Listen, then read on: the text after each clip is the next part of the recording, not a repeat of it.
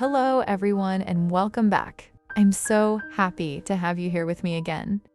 Today, we're going to create a peaceful and magical forest scene on a black canvas, a hidden waterfall surrounded by trees, glowing water, warm sunlight, and a beautiful deer coming down to the lake for a drink. I really love working on a black canvas because the dark background gives us a beautiful starting point. It allows the light, colors, and reflections to appear much more vibrant, especially when we want to create a glowing atmosphere. So let's begin. For the upper part of the canvas, where the sunlight will eventually appear, I'm mixing white with a touch of yellow and red. Using a small piece of sponge, I gently dab this mixture onto the top of the canvas. Next, I mix a soft, milky blue with a little yellow and white, and once again, I use the sponge to create another layer. This will become the distant forest, softened by light and atmosphere.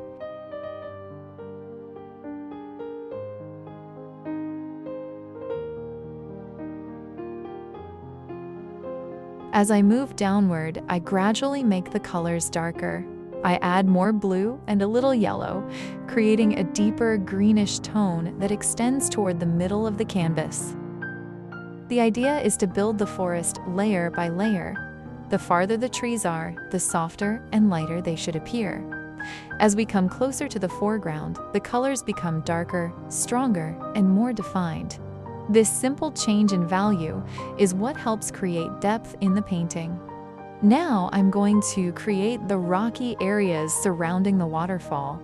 For this, I'm mixing white with yellow and red, along with just a touch of black to create a warm gray. With vertical, slightly broken strokes, I begin suggesting the shapes of rocks on both sides of the area where our waterfall will be.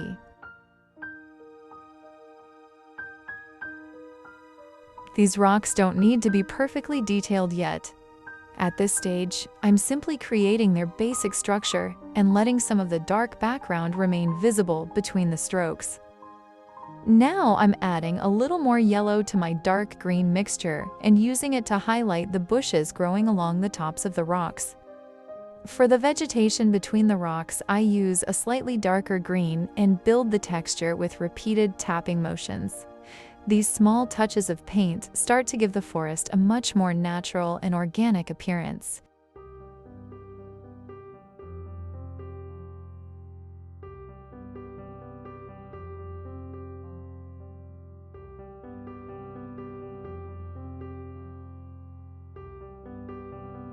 Now I'm mixing yellow and red with just a touch of blue to create a warm color. With this mixture, I begin adding the leaves of the foreground trees on both sides of the painting.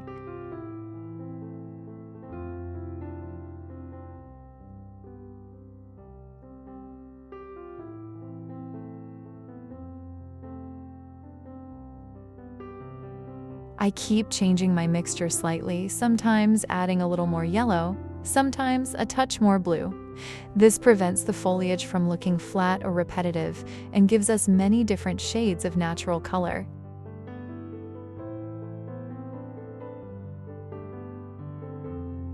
With my brush loaded with a relatively light color, I use short, vertical, downward strokes to create the falling water. I'm deliberately allowing some of the darker background to remain visible through the waterfall.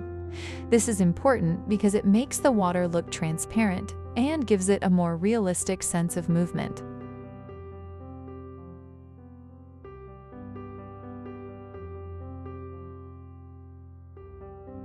Around the waterfall, I softly blend a lighter color to create a misty atmosphere. At the bottom, I add small, soft areas of white where the falling water meets the surface of the lake. This helps create the feeling of water crashing down and creating foam.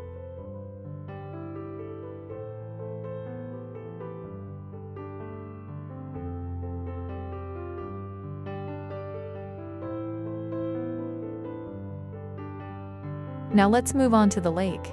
I'm mixing blue, yellow, and a little black to create a deep, muted watercolor. I use this darker mixture across the middle and foreground of the painting.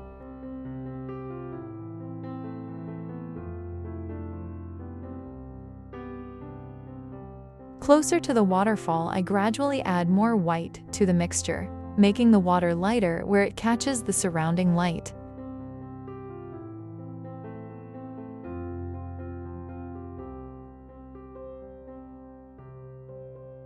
The surface of the lake will be built gradually, layer by layer, with calm horizontal strokes and subtle changes in color.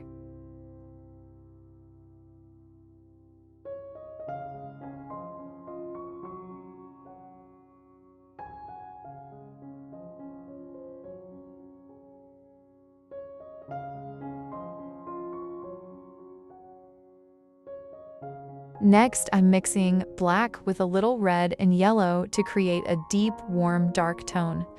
With this color, I begin drawing the trunks and branches of the foreground trees. These darker shapes frame the painting and help guide the viewer's eye toward the waterfall in the center.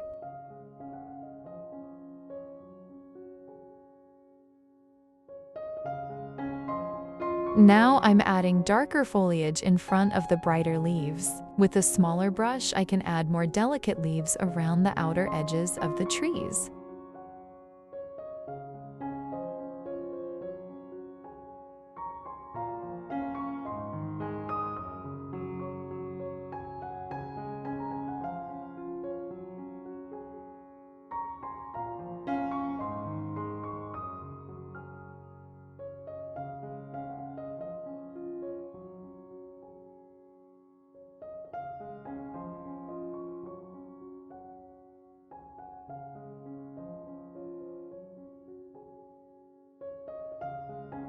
I also place a few subtle highlights along one side of the trunks. These small touches of light help make the trees feel three-dimensional.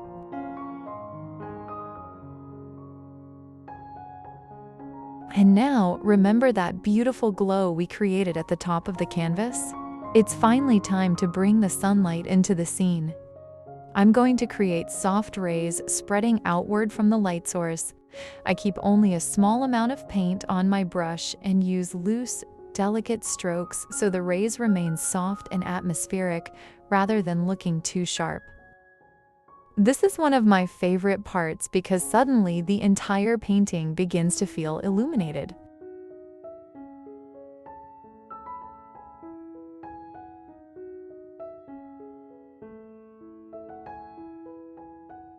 For the water highlights, I'm mixing blue, yellow, and white to create a soft turquoise color. Using a light touch, I begin adding small horizontal highlights across the surface of the water.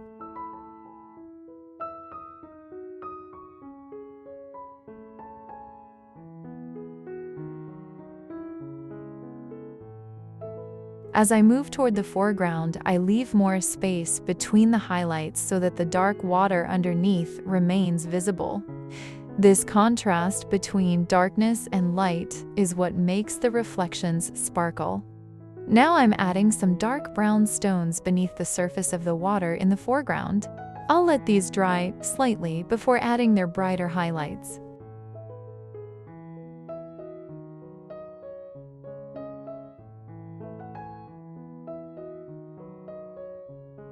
On one side of the painting, I'm also creating a small piece of land, just enough space for a special visitor who will soon become the focal point of our scene. I highlight this area with a warm mixture of yellow, red, white, and a tiny amount of black.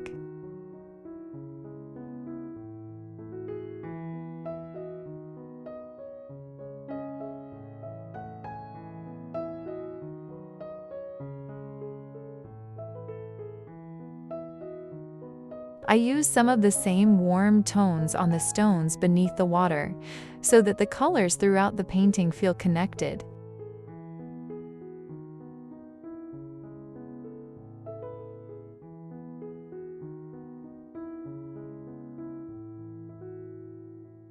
Then, with a fine brush, I add thin, bright touches across the water.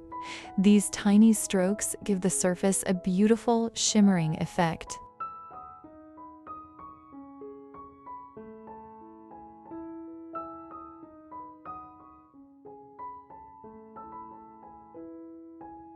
And now we come to another magical detail. the reflection of the sunlight in the lake. First, I create a soft halo around the reflection. Then I gradually add brighter touches toward the center, where the reflection is strongest.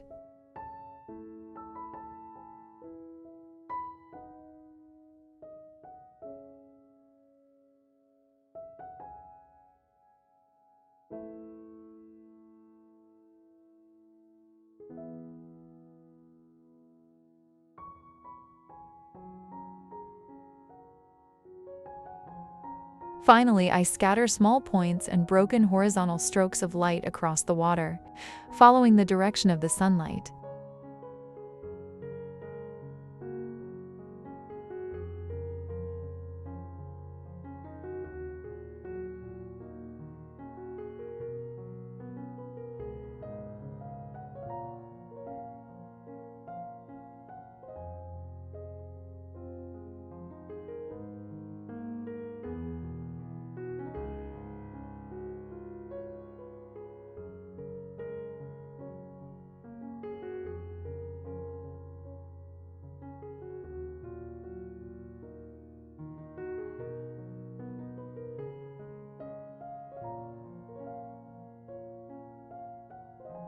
And now our little visitor is ready to enter the scene. I'm painting a deer standing at the edge of the lake, bending down to drink. I begin with a dark brown color to establish the basic shape of its body, legs, neck, and head.